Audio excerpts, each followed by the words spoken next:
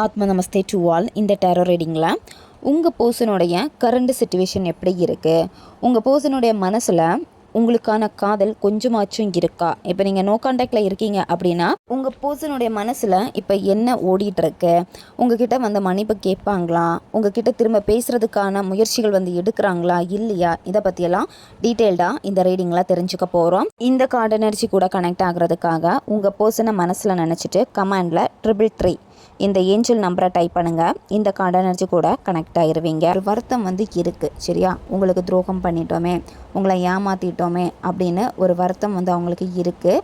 அந்த வருத்தத்தினாலேயே இப்போ எப்படி இருக்காங்க அப்படின்னா ரொம்பவும் ஒரு குற்ற உணர்வில் தான் இந்த நபர் வந்து இப்போ இருக்காங்க. உணர்ச்சி பூர்வமான மன்னிப்பை வந்து கேட்பாங்க.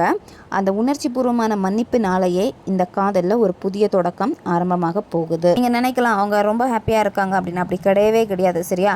இப்போ என்னென்னா இந்த உறவை வந்து சரி பண்ணணும் அப்படின்னு தான் அவங்க வந்து விரும்புகிறாங்க. இப்போ பிரிவு அவங்கள வாட்டி வதைக்குது. மனசு வந்து உங்களுக்குள்ளாடி ஒரு தைரியத்தை கொடுத்துக்கிட்டே இருக்கும், கண்டிப்பாக அவங்க வந்து திரும்ப வருவாங்க, உங்ககிட்ட தான் வந்து சேர போகிறாங்க அப்படின்னு. ஏன்னா இந்த விஷயம் உங்களுக்கு நடக்க போகுது. அதுதான் உங்கள் மனசு வந்து திரும்ப திரும்ப சொல்கிறது. எங்கே போனாலும் சரி கடைசியில் என்கிட்ட தான் வரணும், என்கிட்ட கண்டிப்பாக வருவாங்க, அந்த ஒரு தைரியம் உங்ககிட்ட இருக்கு சரியா.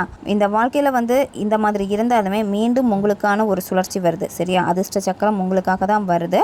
ஒரு புதிய பாதையாக இருக்கும், உண்மையான பாதையாக இருக்கும். இனிமேல் உங்கள் காதல் வந்து பார்த்திங்கன்னா உண்மையாக இருக்கும். பழைய விஷயங்கள் எல்லாமே வந்து பார்த்திங்கன்னா அப்படியே போயிடும். அவசியமான விஷயங்களை மட்டும் எடுத்துக்கோங்க. ரெண்டு பேருமே எஃபர்ட் போடுவீங்க, நீங்களும் எஃபர்ட் போடுவீங்க, அந்த பர்சன் இந்த ரிலேஷன்ஷிப்புக்காக எஃபர்ட் போடுவாங்க. நல்லா இந்த ரிலேஷன்ஷிப்பை வந்து கொண்டு போகணும் அப்படின்னு நினைப்பாங்க. நீங்கள் எவ்வளோ சுகத்தில் இருந்தாலும் சரி உங்களை திரும்பவும் நார்மல் ஆக்கிட்டு தான் உங்கள் நபர் வந்து அடுத்த வேலையை வந்து பார்ப்பாங்க.